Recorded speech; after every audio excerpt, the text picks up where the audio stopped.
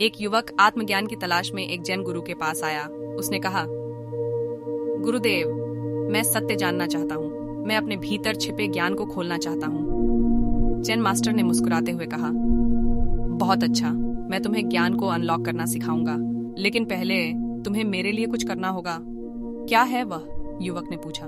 Jain master ने कहा, आपको जंगल में जाना होगा और सबसे बुद्धिमान पेड़ ढूंढना होगा, और जब तुम्हें वह मिल जाए तो उस पेड़ से एक पत्ता मेरे लिए ले आना। युवक हैरान था। लेकिन मुझे कैसे पता चलेगा कि कौन सा पेड़ सबसे बुद्धिमान है? उसने पूछा। तुम्हें पता चल जाएगा, जैन मास्टर ने कहा, बस जंगल में जाकर देखो।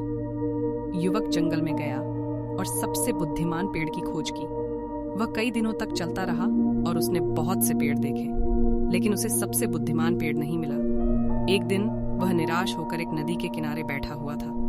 वह इतने लंबे समय से खोज कर रहा था और वह सोचने लगा था कि उसे सबसे बुद्धिमान पेड़ कभी नहीं मिलेगा। अचानक उसे एक आवाज सुनाई दी। आप सबसे बुद्धिमान पेड़ की तलाश क्यों कर रहे हैं? आवाज ने पूछा। युवक ने ऊपर देखा और उसने अपने सामने एक बुद्धिमान बूढ़े व्यक्ति को खड़ा देखा। मैं सबसे बुद्धिमान पेड़ की खोज कर रहा हूँ, युवक ने कहा, क्योंकि मैं अपने भीतर छिपे ज्ञान को खोलना चाहता हूँ। बुद्धिमान बूढ़ा मुस्कुराया। आपको सबसे बुद्धिमान पेड़ की खोज करने की जरूरत नहीं है, उन्होंने कहा। सबसे बुद्धिमान वृक्ष आपके भीतर है। युवक असमंजस में था। लेकिन मुझे समझ नहीं आया, उन्होंने कहा। सबसे बुद्धिमान वृक्ष मेरे भीतर कैसे हो सकता है? बुद्धिमान बूढ़े व्यक्ति ने कहा, सबसे बुद्धिमान पेड़ आपके भीतर है, क्योंकि पेड़ आप हैं।